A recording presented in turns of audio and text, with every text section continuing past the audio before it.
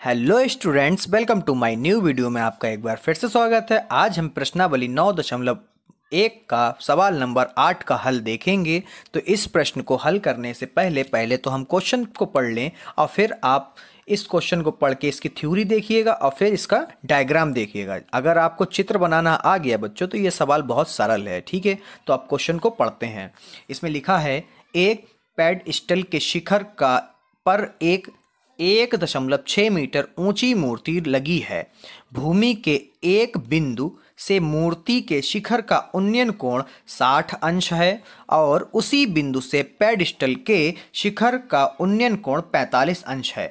Pedestal की ऊंचाई ज्ञात कीजिए। तो इसमें हम लोग को कह रहा है कि एक तो पेडस्टल है, मान लिया हमारा ये पेडस्टल है और इसकी ऊंचाई हमको ज्ञात करनी, तो हमने इसको मान लिया h मीटर। कितना मान लिया? h मीटर, ठीक है। इसी के ऊपर जो है एक मूर्ति रखी हुई है। कितनी?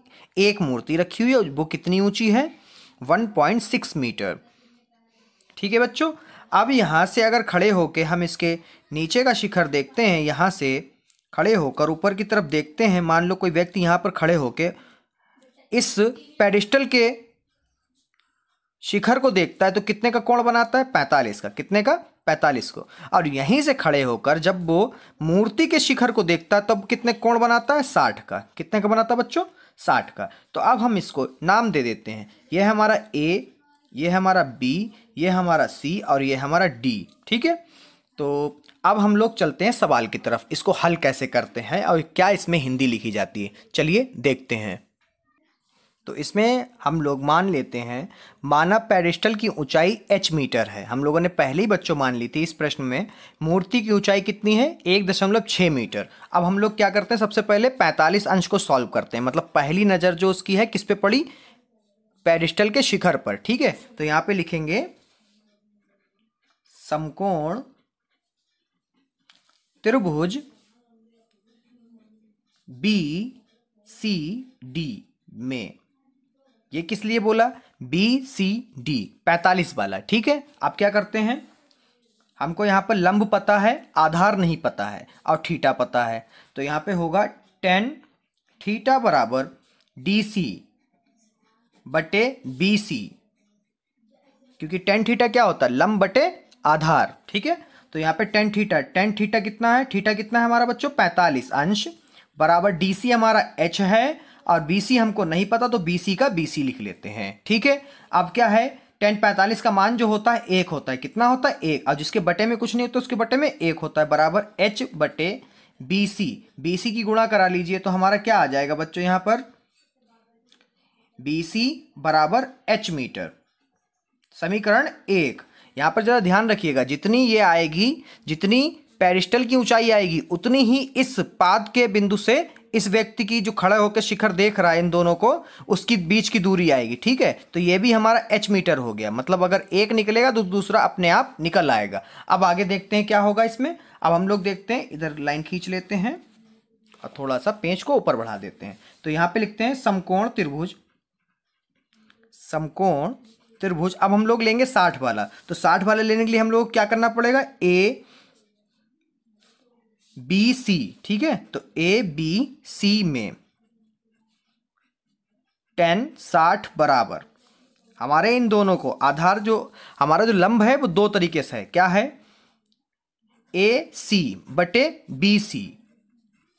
अब tan 60 का मान कितना होता है? √3 बटे में कुछ नहीं तो 1। अब AC यहां पर क्या है? AC जो है दो टुकड़ों में है, मतलब 1.6 में h मीटर जुड़ेगा और नीचे क्या है? h। अब करा लेते हैं हम लोग कंची गुणा, ठीक है। तो इसकी गुणा जब इससे होगी तो क्या रहेगा बच्चों? यही रहेगा 1.6 प्लस h बराबर, अब इसकी गुणा इससे होगी √3 h। आगे हम लोग क्या करते हैं जरा देखिए। अब क्या करते हैं? h जो है इधर प्लस का उधर भेज देंगे, माइनस का हो जाएगा। तो 1.6 बराबर √3 h माइनस h। 1.6 बराबर √3 h माइनस h। अब क्या करते हैं इसमें बेटा? अब कर लेते हैं हम लोग इधर h कॉमन। तो h कॉमन कर लिया तो क्या बचा? यहां से h निकल गया तो क्या बचा? √3 माइनस में h था, यहां से निकल गया तो क्या बचा? 1। अब हम लोग क्या करते हैं बच्चों? यहां पर 1.6 बटे, ये गुणे में है पूरा h के तो इधर जाएगा बटे में हो जाएगा, गुणे में बराबर के उधर भेजते हैं तो बटे में हो जाता है, बराबर में कुछ नहीं तो h, मतलब कुछ नहीं, माफ करिएगा, यहाँ पर h बचा, ठीक है। इधर अब क्या करते हैं, इसको सीधा लिख लेते हैं, h बराबर 1.6 बटे √3। अब इसका हर का परिमेयकरण कर लेते हैं, ये प्लस रहेगा, ये भी प्लस रहेगा, तो h बराबर 1.6 बटे √3 माइनस 1 गुणा, इसके परिमेयकरण करा तो निशान बदल जाता है, ठीक है। अब यहाँ पे परिमेयकरण करने से एक फायदा हमको मिलता है, यहाँ पर एक फार्मूला बन जाएगा आपका, देखिए एक जैसे हैं, बस माइनस और प्लस का फर्क है, यानी ये फार्मूला बन गया आपका a² माइनस b², और सामने जो गुणा होगी 1.6 गुणा √3 प्लस 1 की, ठीक है, h।